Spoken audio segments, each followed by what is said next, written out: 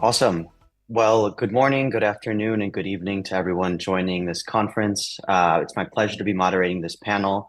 My name is Augie Ilag. I'm an investor with CMT Digital. We are a 27-year-old trading and investment firm based out of the US. We've been investing in the space for about 8 years. We've raised three funds, and we've partnered with over 100 companies in the space, including Ethena, EtherFi, Consensus, Axie Infinity, Pith, DYDX, and many others. And it is my pleasure to be moderating this panel titled Igniting the Decentralized AI Revolution on the Blockchain, along with our esteemed panelist, Niraj Pant from Ritual. Niraj, thank you so much for joining us. Thanks for having me. Awesome. So, Niraj, just a little bit of context setting for the audience. I think the bulk of our discussion today will center primarily around Ritual, the product, and some of the design choices that you've made within the product, right? And I think the high level context is, obviously AI meets crypto has been in the news a lot, but I think the proof is really in the implementation pudding when it comes to some of the design choices that builders like you have to make, dealing with topics like to what extent should I decentralize or centralize? How do I how do I balance topics like adaptability and simplicity? And ultimately, at the end of the day, how do I verify the output of an LLM using cryptographic primitives? And anyway, we'll get to all of that, but maybe to start, Niraj, I'd love if you would give a brief overview of your background in Ritual. I'm curious what inspired you to create Ritual and bring AI on chain? And maybe a follow-up question there. What are some of the more exciting use cases that you see for bringing AI on chain? Yeah, so the story really starts. I come from a cryptography background, namely spent a lot of time in the privacy world. I had always been fascinated by the way that cryptography could be applied to cryptocurrencies in a sort of applied setting, and how you can build new types of technology platforms, new ways to issue money, new ways to build decentralized applications. And so after I spent time researching cryptography in school, I dropped out and was one of the first employees at Polychain, where I spent 6 years as a GP investing into early stage infrastructure projects. Through that learning, really my task at the firm was to try to find interesting technological advancements in the space of cryptography, distributed systems, etc., and how we could take those and turn them into commercializable businesses and protocols. So after doing that for a number of years, I got the great, pleasure to work with, 30 or 40 companies. I know we just had Steven on. I got to work with him quite closely, which was awesome at Arbitrum. And really being able to look at every category, my focus as an investor was to say, what technologies that are being developed today will power the consumer applications of tomorrow? And like what net new activity will we get because of these advancements? And as I was looking around the space for a new category to invest into, AI had just started getting really, really exciting. We had the launch of ChatGPT and GPT-3. ChatGPT got 100 million users in 1 month, which is the fastest growing product of all time. So I felt that there was a really exciting opportunity here to be able to let's take that great advancement alongside this backdrop of AI is still highly centralized. It's difficult to integrate with crypto, and it's lacking a lot of properties that I think crypto people tend to like. Things like self-sovereignty of your data, of your identity, and of your money. And so we wanted to really bring and build self-sovereign AI into the world. Just a quick kind of 1 minute on Ritual, and then I'm happy to go into use cases as well. So what Ritual aims to do is make it very easy for smart contract developers to integrate AI models into their products. When we were first looking at the space, my co-founder and team at Ritual, we saw that people were trying to experiment with AI in the crypto space, but they were jerry-rigging the OpenAI API into their products, and it was, sort of difficult to use, and it's kind of weird that you have to pay for a credit card for, an off-chain resource. You can't natively pay for it in ETH. There's no privacy, there's no transparency, there's no integrity. And so Ritual really aims to solve that problem. How do you, as a developer, integrate AI into your product? We think there's a lot of really interesting use cases for how AI can help supercharge crypto, namely being able to now interact with blockchains in new modalities, being able to interact with blockchains with natural language, whether that's through text or speech or really anything else. And then additionally, being able to make applications in the crypto space smart, almost like attaching a brain to an existing application, I think will massively improve the efficiency and usability of these systems. So we've seen some very, very interesting applications, all the way from AI generated NFTs to autonomously updated and improved DeFi, and then use cases such as gaming, where games are able to take a personal preference of a user and customize the game and the world to how that user likes to game. So we're trying to set and build sort of a foundational layer that people can start to experiment with and create new types of applications. Fascinating. No, thanks for sharing that. And obviously, I think you and I connected back in the day, so it's great to see that everything that you've managed to achieve between now and then, and super excited to hear a little bit about your transition. Let's talk, Niraj, about some of these design choices, and maybe the foremost one that we can discuss is this idea of centralization versus decentralization, because I think this is a topic that often comes up for product builders in the AI and blockchain space. And in my mind, it really stems from the computational requirements that are needed in basically both of these sectors, right? On the AI side, artificial intelligence obviously involves complex algorithms and models that require significant computational power to train and operate efficiently through things like pre-training, fine-tuning, and ultimately inference. And on the blockchain side, there's also computational need where blockchain technology imposes significant computational demands through areas like proof of work, but also outside of consensus through things like proof circuits for enhancing privacy and security. And so this context, I think, is important because it's really these two worlds that AI plus blockchain developers need to decide where they want to play, right? On a spectrum from, if I may describe it as, open AI on one end, very centralized, efficient, and performant, and maybe something like a bit tensor on the other end, which is decentralized, verifiable, but maybe makes some sacrifices in terms of latency and cost. I'm curious, for you and for Ritual, how do you approach this fundamental trade-off between efficiency and scalability on one side and verifiability and decentralization on the other? Right. Yeah, it's a good question. I think it's one that we think about quite a lot as we are thinking about our build out. There's a number of considerations for us in building Ritual that we think about as it relates to this sort of decentralization spectrum. One important thing for us is we have a lot of conviction on crypto AI as a space.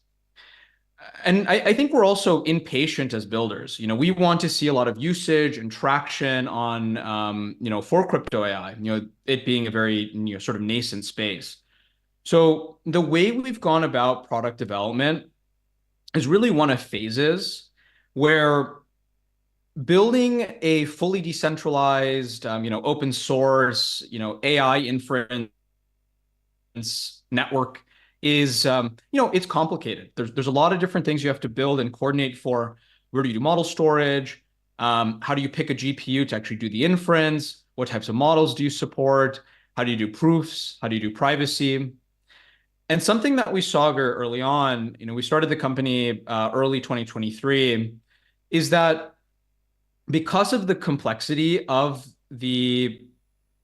of this AI crypto stuff that you have to build, teams are starting to now pick off very specific problems within the subdomain. So there are some teams that are just purely focused on verifiability. There are some teams very focused on model development and model improvement. You mentioned BitTensor. There's a company called Allura also doing this. There are people focused purely on privacy. Some people focus on ways to get, new data into models. So as we were thinking about it, we now have two separate phases of product development that kind of outlines our approach to this kind of trade-off or sacrifice you have to have with decentralization. The first phase is called Infernet. And Infernet is already live. It's fully open source. And really what Infernet does is it allows you to, on any ETH-based blockchain, an EVM-based blockchain, call out to our Oracle system, or it's a kind of an off-chain compute network. You're able to then say, I want to use this model with this input and these features. The off-chain compute node will do the work and then optionally return the result on-chain for you to then use in your smart contract. So this product is, doesn't pair itself with an execution layer, or at least a, sort of a settlement layer. It's designed for any EVM-based blockchain to now use AI inside of their applications. There doesn't really exist much tooling today to do AI on blockchains. So we felt that this was a really good kind of middle ground solution to start, integrating this into your applications. Our second phase, and really where we think that the AI crypto space can get supercharged, is Ritual Chain. And Ritual Chain is really a way to take the work we've done with Infernet and pair it with an execution settlement system to more tightly couple these on-chain semantics we have for AI. Like inside of a Solidity smart contract, you can now directly do inference on a model, pay for it in ETH, and then get the results back and use that however you wish, which we think is a very, very big new innovation. And Ritual Chain really serves to supercharge that. A way for you now to kind of build in ways to do governance in a smarter way, and then ultimately for you to now interact with other types of AI applications. And so really it's an AI-focused layer for various types and sizes of AI applications. Fascinating. And I did want to speak a little bit about Infernet, so it's great to hear sort of how that current product is evolving and how you see that transitioning into phase two.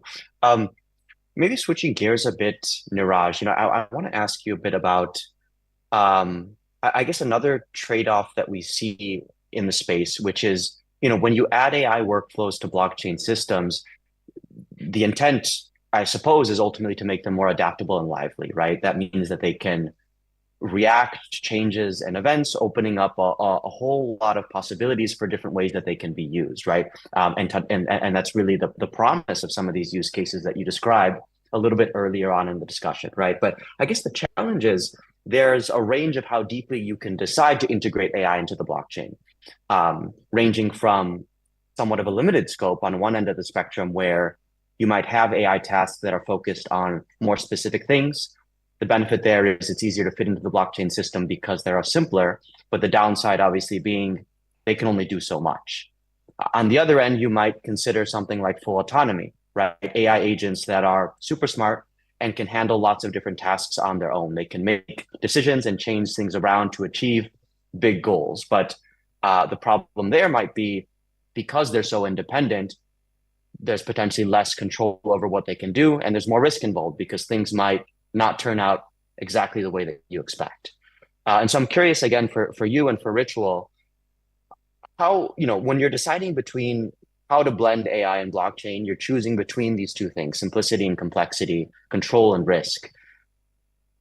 When thinking about how much autonomy to give to AI workflows, I'm curious whether you think there's a limit to how much independence they should have.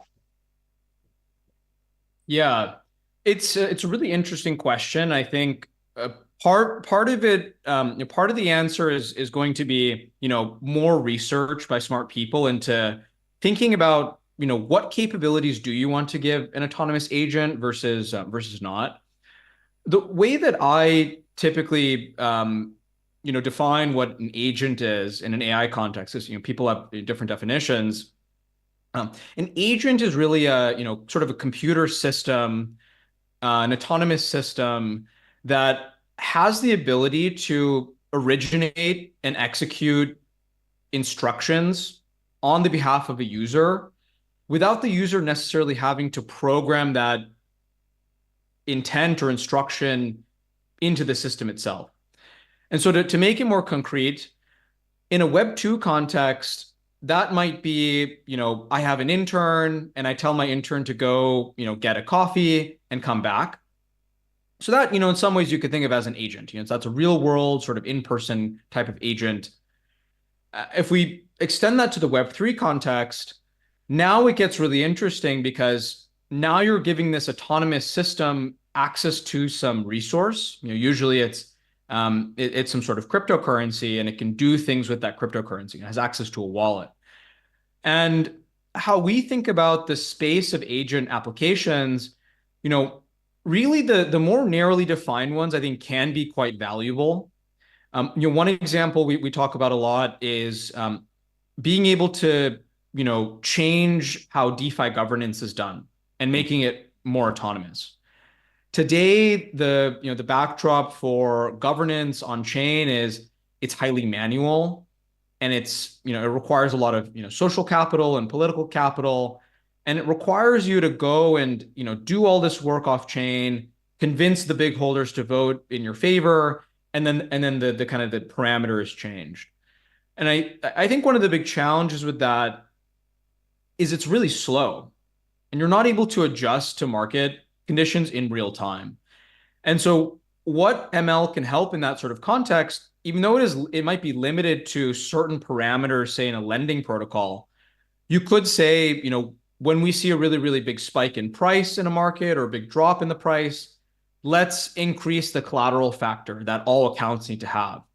And that's really set up both to protect the user, but also protect the protocol from taking on unnecessary risk. And, as you know, and how we've seen in DeFi historically, the way that DeFi protocols usually get blown out is that type of issue in a market. We see a big blowout, in the upside or the downside, usually the downside, and it's a spiraling effect, and it really affects, those systems. So that's a more narrowly defined type of model. That's not an LLM. That's just a, more classical machine learning model. And then we can take it all the way to the complex end of the scale, which is maybe I could use my, I can type out some sort of command or intent into an LLM and have it go execute transactions on my behalf. Maybe I could say, go find me the top 10 most discussed meme coins on Twitter today, and then just go buy 1 ETH worth of every single one. That's a pretty, complex thing to go do historically. And it takes a lot of work to do that. It takes you going onto Twitter, and even scraping the entirety of Twitter is not really a thing any one human can do on their own. And then go to every single market that those coins trade on, go execute, make sure the execution is good. And that would take you, hours, I think, to go do, depending on, where the meme coins are. So if an agent can automate small things like finding the coins or buying the coins, you're now really supercharging the user's capabilities. Instead of me click trading around with a, sort of traditional methods today, I can use my voice. I could type into a chat box and do a lot. That being said, that does massively increase the surface area of potential attacks and issues. Now you have something that might be autonomously, making transactions on your behalf, and it could go wrong. So it'll be interesting to see. I'd love to see more research. We're doing a bunch internally, and I'm sure there are others externally doing it as well, as to how do you both enable AI agents to be very, very creative in terms of what they can do, but also narrow the scope so that it doesn't do anything, it doesn't do anything egregious with the capital. So it's a very, very interesting question that, I think about a lot. Fascinating. No, thanks for sharing, Niraj.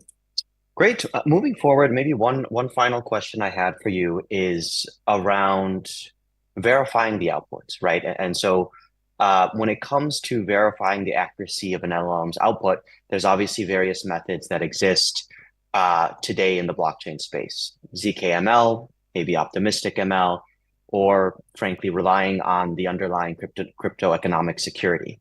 I'm curious for Ritual, what has been your approach to this problem and what was the thinking behind it? Yeah, this has certainly been an evolving topic for us as a team and largely also as a space. Initially, I think the market first went heads first into ZKML, largely because I think it's a very, very interesting technical problem.